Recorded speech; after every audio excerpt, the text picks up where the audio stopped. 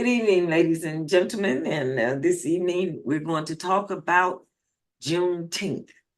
This is CCN News Media on point, and Juneteenth is a federal holiday now, and but I work today, and that's because small businesses may not honor the holiday in terms of giving you the day off with pay because they may not be able to afford to.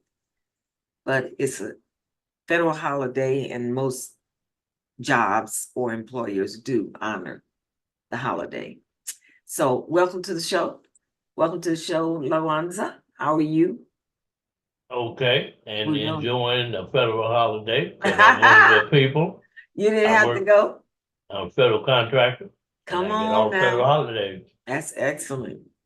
Well, I work today, and we were talking about the fact that most uh African Americans or most people of color, like you and I, um, we look forward to this holiday because we've begun to understand that Juneteenth represents the day that we were truly informed about being free, even though we had been freed a couple of years before. And I'm not sure why it is that some of us didn't know that we had been freed. I'm told that it's because some of us, the only ones that were freed were the people that were in the Confederate. That's what I understand, and I'm not sure if that just means people that were employed by the government, soldiers or whatever. And the rest of us, maybe we weren't freed until June 19th. I don't know. I So don't know all the details because I haven't read it. I read it and then I forget. yeah, But it was something about Texas. Texas has I swear I was going to this show us. reputation. Yeah, for Juneteenth. Well, Mexico, Texas has this reputation as being a Lone Star state. Their state flag has one star on it. Oh, Like they not, and there's something about them that maybe they didn't comply with all of the, you know, uh, terms of the Confederation. Ohio's the same way, you know, and that's where most of the presidents come out of Ohio. Yet Ohio didn't really totally sign into the deal, and I think something like that with Texas. So they say themselves as somewhat different. I think that's what I think. okay.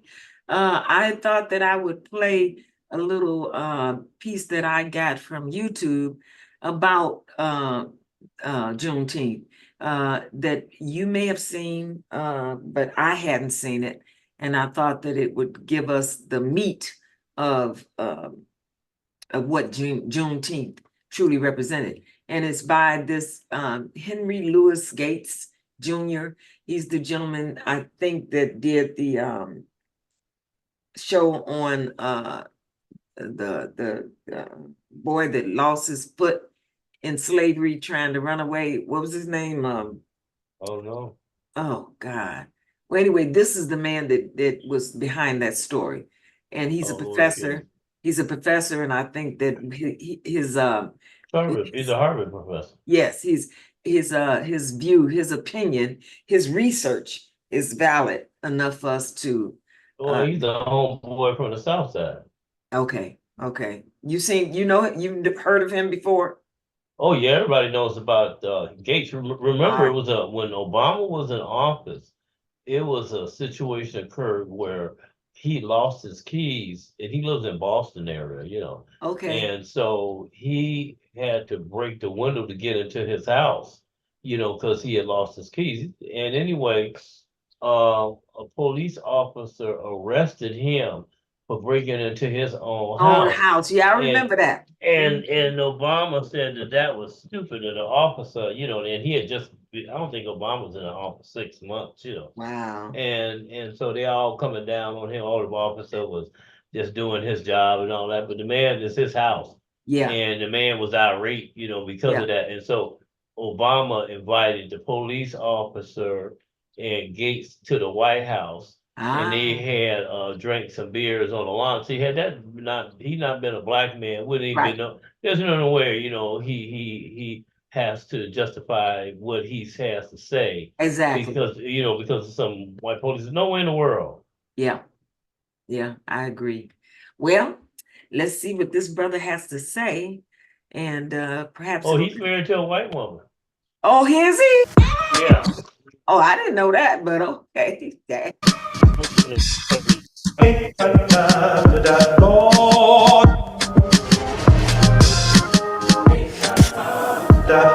Hello, America, please stop with the eulogies. I wrote my own narrative, you don't know what to do with me. I was once broken, now I'm a working collage. I'm the thief on the cross, I'm still hanging with God. My savior walked on water, my ancestors can fly. My skin, it doesn't crack, my art travels through time.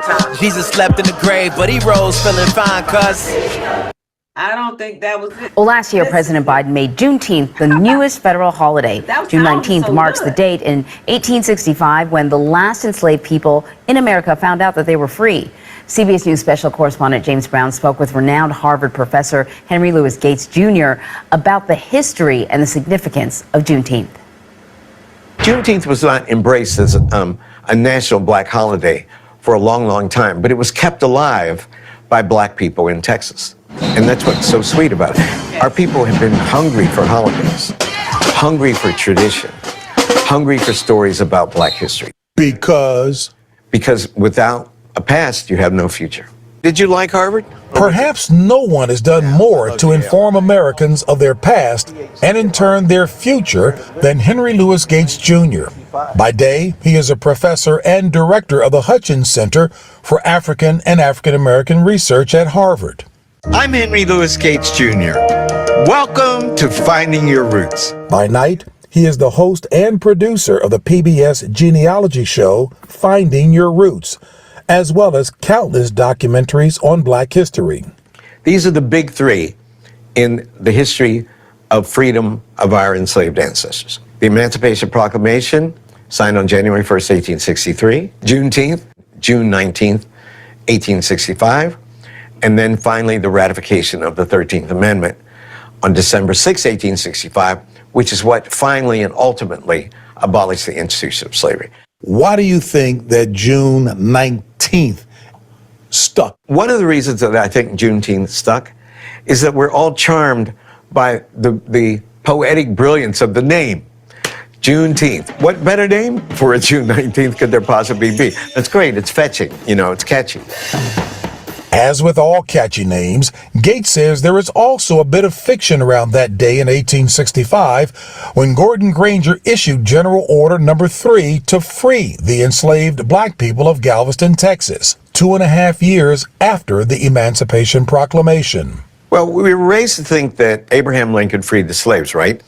The problem is that the Emancipation Proclamation in and of itself didn't have the power to free anybody. It only applied to enslaved people in the Confederacy, and it can only be enforced if Union troops had captured territory in the South, in the Confederacy. Only about 500,000 enslaved men and women, we think, actually got their freedom from the Emancipation Proclamation.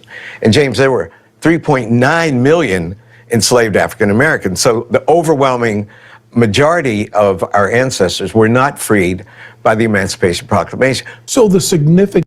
See, only if about 500 people were free.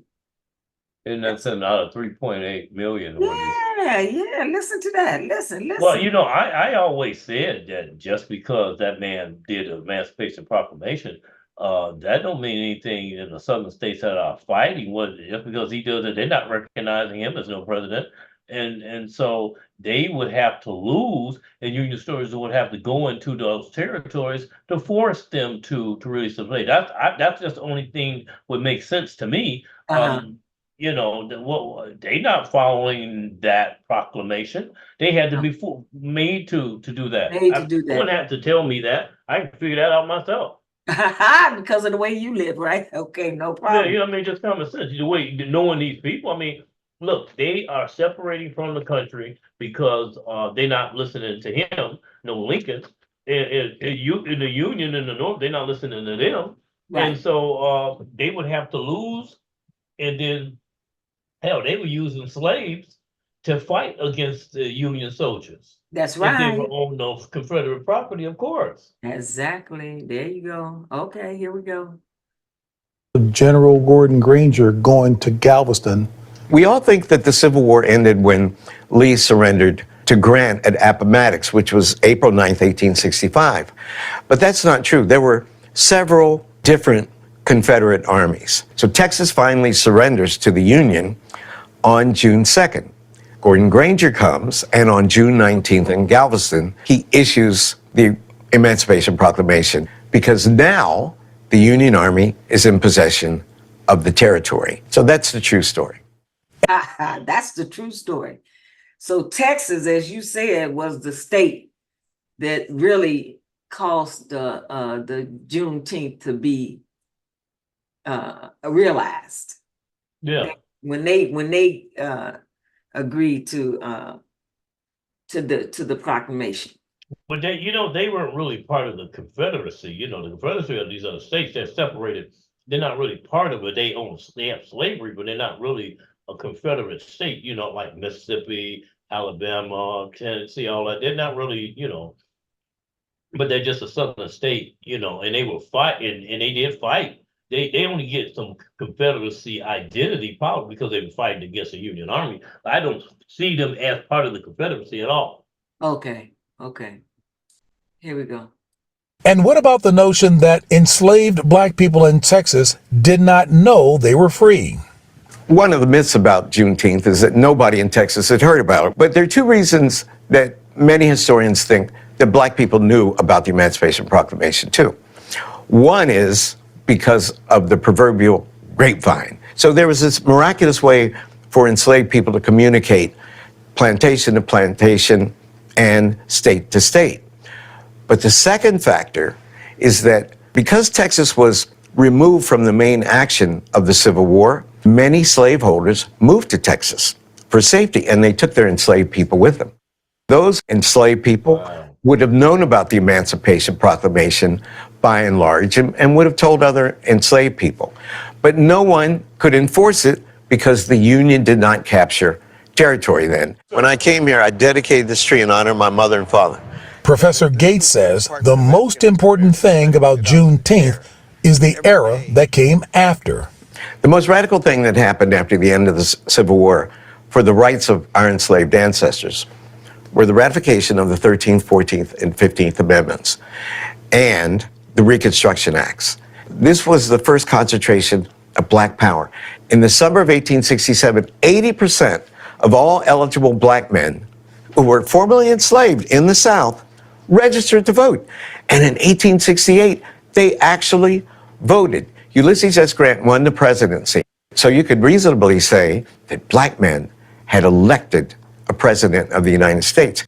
Back in Galveston, Texas, the formerly enslaved began marking their freedom with the celebration 1 year later. What'd you say? I said, whoop-de-doo. Get out here. In 1866, and have been celebrating Juneteenth ever since. As far as Professor Gates is concerned, the details of Juneteenth are less important than the power of its message. There's a kind of poetic magic in that story, a kind of comfort, a kind of retribution, a kind of belated administering of justice that appeals to all of us. Juneteenth is one of the first holidays that black people created on their own. And of the holidays that they created in slavery times, Juneteenth is the one that survived and is now a national holiday. Isn't it important for all Americans to understand that Juneteenth ought to be embraced by all Americans? For a country built upon the love of freedom, any manifestation of the enjoyment of freedom should be celebrated by all our countrymen. Let's hope for that day. In Cambridge, Massachusetts, James Brown, CBS News. All right. I thought that was pretty Remember and James Brown used to do all the sports commentary. Now he's gone into the mainstream. That's good. yeah, He's yeah, respected. He's very respected. yeah. So what do you think now about Juneteenth? I mean, had you come to that conclusion before you heard that piece Conclusion about what? about the realization of Juneteenth? Was Juneteenth a real representative of the day that black people realized they were free or not? Is that Well, just yeah. Well, over there in Texas, they knew, like he said, in the Confederate states, and again, Texas was not really considered a Confederate state. now? You know, What's considered to be a Confederate state? well, I mean, they have to fall under the allegiance of that guy Lee, Okay, who's the president of the Confederate. And I don't think that they really did. They were something separate and apart. But see, what he does not do in this particular case is explain to us why Texas, unlike the Confederate states, did not why were they slow to in a couple of years finally free slaves and tell them that they're free. Why do they, obviously the Union Army had not occupied that territory. That was number one. that You was number know, one. that's number one, because they ain't gonna do it free heartedly. You can believe that. And the question needs to be asked, um, why? Did it take that much time for them to get the Confederacy under control before they could move on to Texas? Because there is a difference in distance, and being able to bring people over there. How many forces did they have over there in Texas compared to what the Union Army had Well, didn't available? they say didn't he say they had several armies that the Confederate had several armies? I thought he said, Confederate, oh yeah, sure, they got one in every state. okay. They got one in every state, at that time, I mean, Alabama, Mississippi, all of, the Confederate states, yeah, they had army every one of them, and maybe there's some other ones, Yeah, but I would assume that, that at least, and the question is Texas, why was it slow to do that? Because again, it was not following the dictates of, they had slavery in common, but they weren't under any type of under the Confederacy's jurisdiction. That's what it sounds like to me. okay, But he yeah, doesn't explain that. I'm just, this is just conjecture on my part. But right, I understand. he ain't said nothing to explain that to us. And he has that information because he's a historian. He's an expert at it. He's at the top institution in the country, in the world, most respected institution. Whatever he says is going to have a lot of say so. Yeah, that's true. That's true. I just wonder, maybe we ought to ask Google why that is that it took them 2 years to let those people in Texas know that they were free. Well, apparently, again, it all boils down to presence of Union soldiers over there. Because again, Lincoln could say any proclamation he wanted to say, and then he was dead. See? And when he made his proclamation, is that an executive order? Did the House and the Senate vote on it? I don't remember that. Like Juneteenth, I think this man signed that into law as a presidential Right, whatchamacallit, whatever they call it. I don't think the House or the Senate, certain things he can vote into law, on his own as a president. I okay. think that's what Juneteenth was. I don't think that I don't know if it was voted by the House and Senate, and the I Senate certainly wouldn't see. have passed it, It's an executive order. It's an It's an executive order. executive order, yes, yeah. Proclamation is executive order. I don't see no Confederate states observing anything, and especially you fighting them. So what? You said that don't it might apply to the northern states, and then the question needs to be asked when you pass the executive proclamation, emancipation. When you do this, what does that do to existing black people who are in the north who have been formerly slaves? Obviously, that makes them free. They're Okay, clearly free. They're yes, clearly free now once you've right, done this. right, They're not runaways no more. right. That's what it sounds like to me. What is that? What is the I What was does it about to mean? ask that question. See, you asked that question just as I was just about to ask you. So Well, are you're black saying people we're thinking the free same way. today? Yeah, are black people free today? I mean, so that's amazing that you came up with that. Yeah. Well, you know, again, I always said that black people, you know, you got to have proclamations and an enactment of 13th Amendment to have to be considered to be a citizen. Are you really still a citizen? You know, because again, And that what might is be a a citizen? What is a citizen? yeah, I mean, well, you know, well, remember where it comes from. It comes from the Greek. You know, in Greece, they're the ones who define citizens, the people who have the right to vote, you know, and participate in public, you know, in government and stuff like that, or you were a slave over there in or Greece in their model.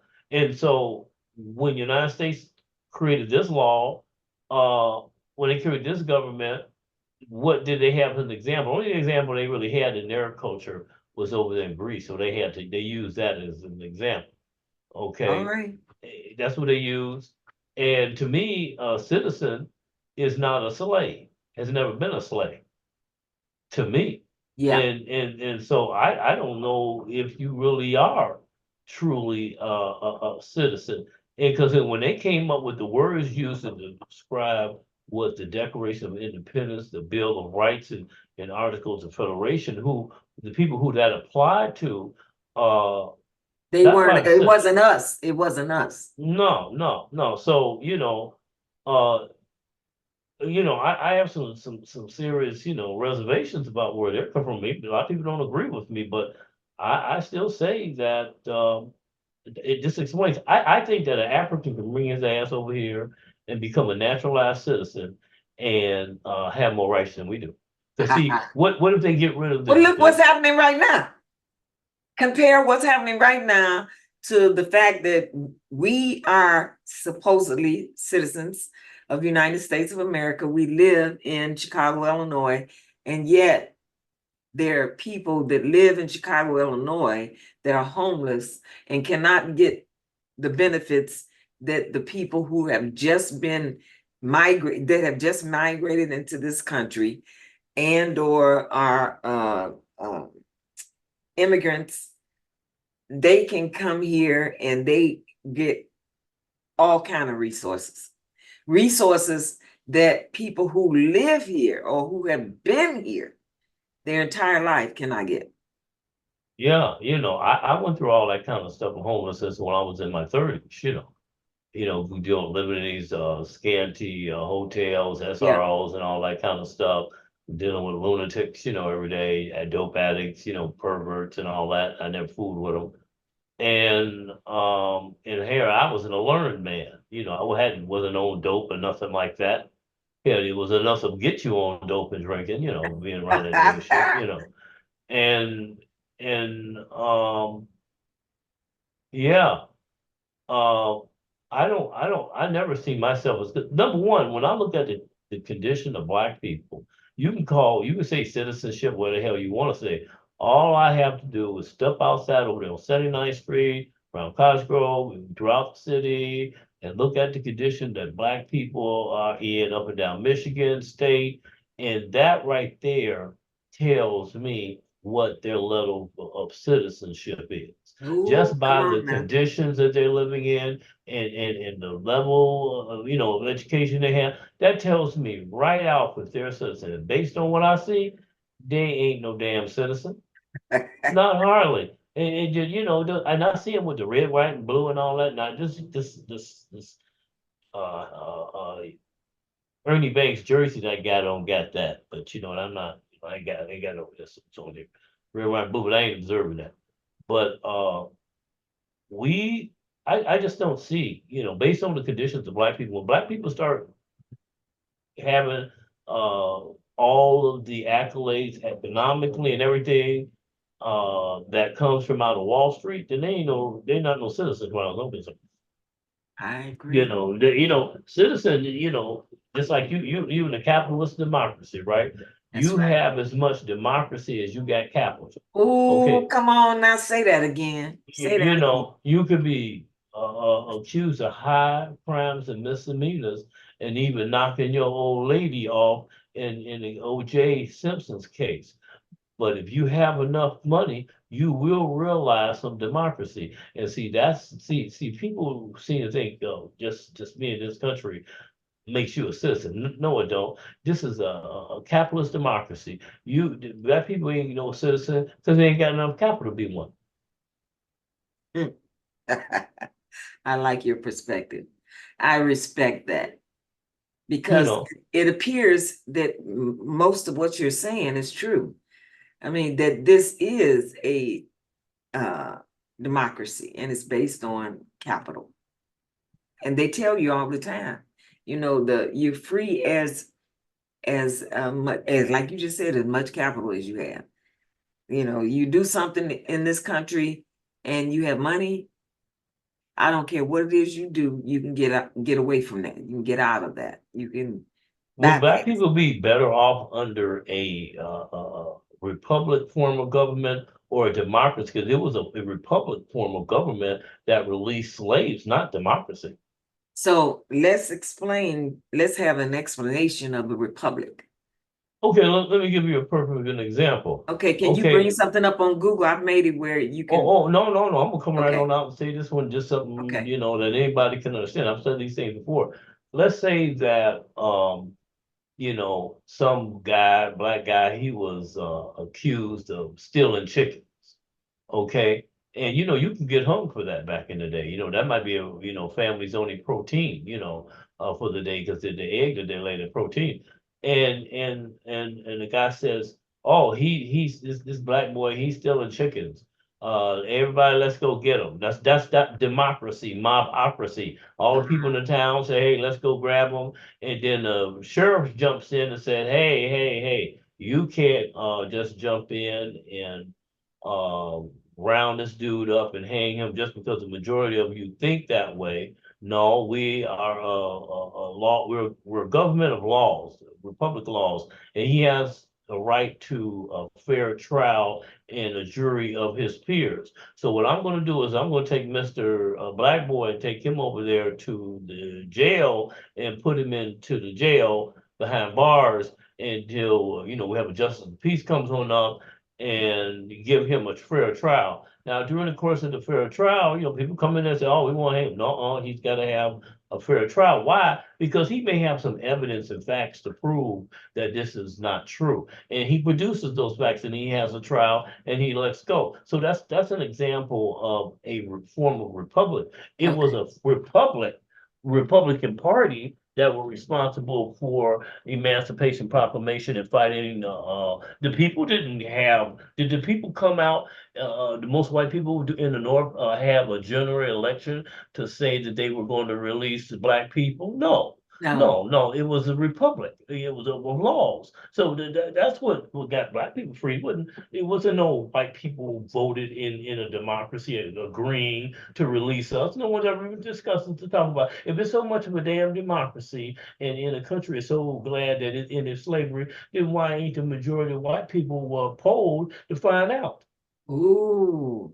Never thought about that until now. No. Yeah. Say that again. I'll say that one more time. If this country seems to want to pride itself using Lincoln that it finally abandoned, ended slavery. But it's supposed to be a democracy.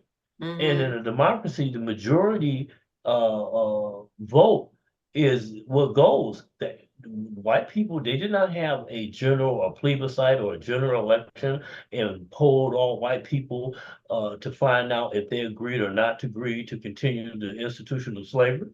That's true. Not that we know of. Not that we know of. That was done by a republic form of government, not democratic form. Ah, see, every day we learn a little bit more about how things come to be. Now in the South, remember now, that was more of a democratic because those different states all together agreed to fight the Union Army. The Union Army was all together at one time, but it seemed like to me there was individual states that, so that's where your Democrats come from out of the South anyway. So no.